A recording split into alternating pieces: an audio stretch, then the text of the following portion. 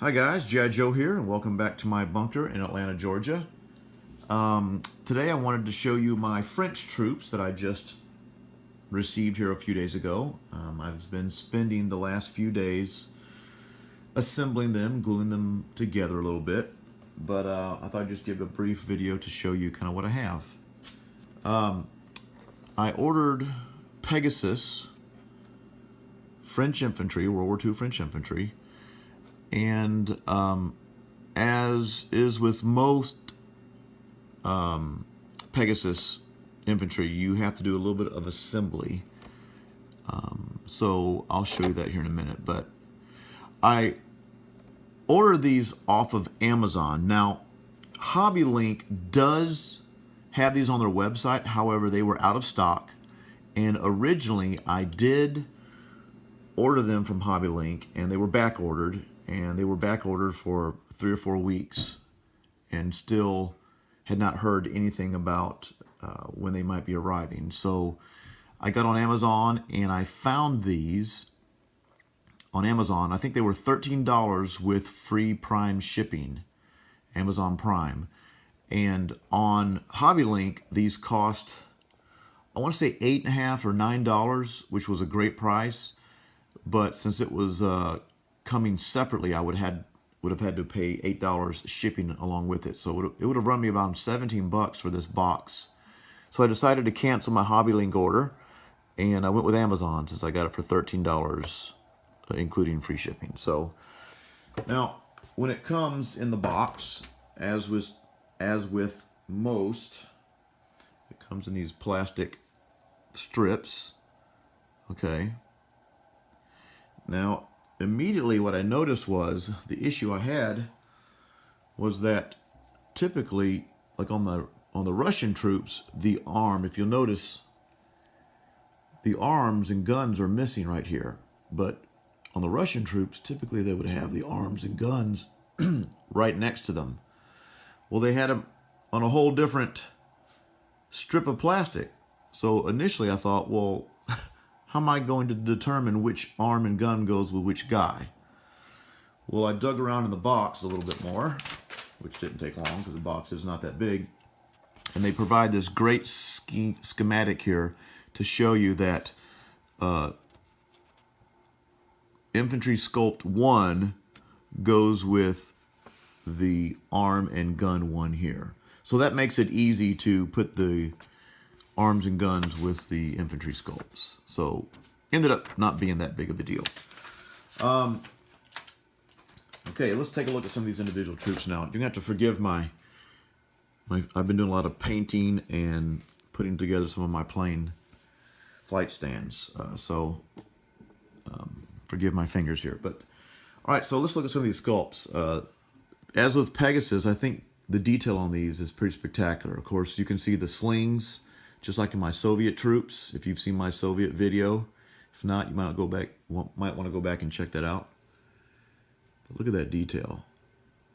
That's really, really good.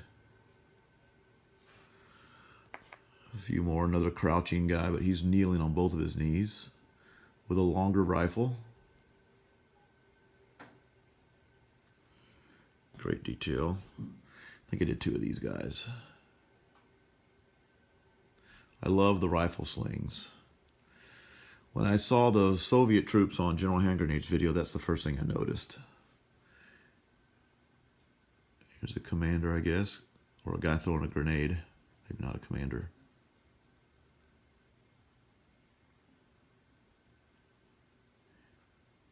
Yeah.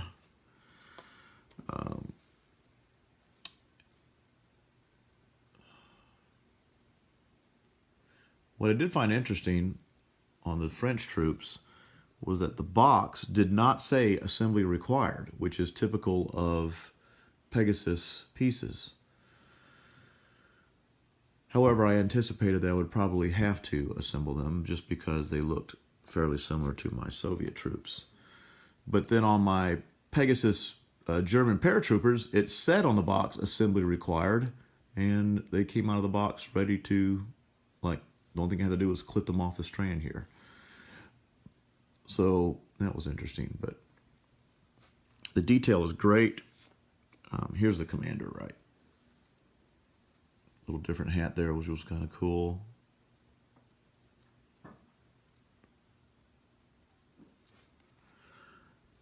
This guy running, holding a machine gun. I thought this was kind of cool. Now this guy had to glue on both left and right arms. Most of these you only have to glue on one of the arms, but a couple of them I had to do two. Rifle sling again.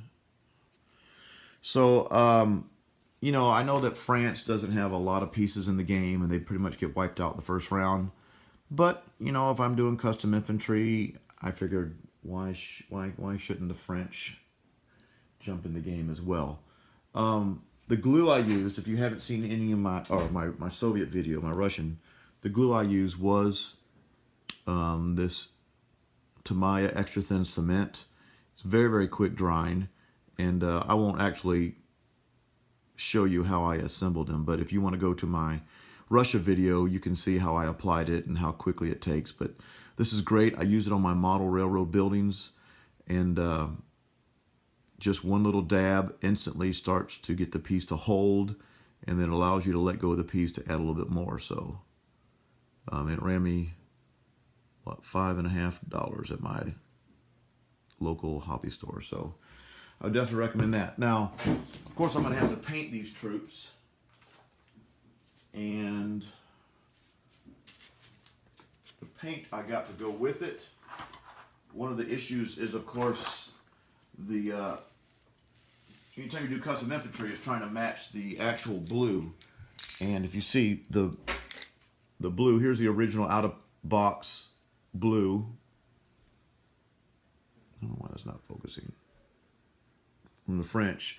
Of course, I couldn't match that exactly, so I used I bought one of the TS10 from Tamiya Color, made for plastics, and it's French blue. It's not an exact match to this, as you can see, but I don't know, I think I might like it better. And what this will allow me to do is, of course, paint my French pieces, my custom infantry, and then I can paint my custom industrial complex here that I bought off of Shapeways. I can paint that the same color for France. So anyway, just a brief video. Like I said, I bought these off of Amazon for $13 Prime. That included shipping. I would have gone with Hobby Link, but they were just out of stock. Now, they might be back in stock now, so you might want to check with Hobby Link. And I think if you're going to do like a large order with Hobby Link, they only charge you that $8 shipping fee. So if you're going to buy several boxes of infantry, it's probably great to go with Hobby Link. But for this case, it wasn't the best situation for me. So hope you enjoyed. These are my French troops, and I'm excited to get these painted up and inserted into my game. Thanks, guys.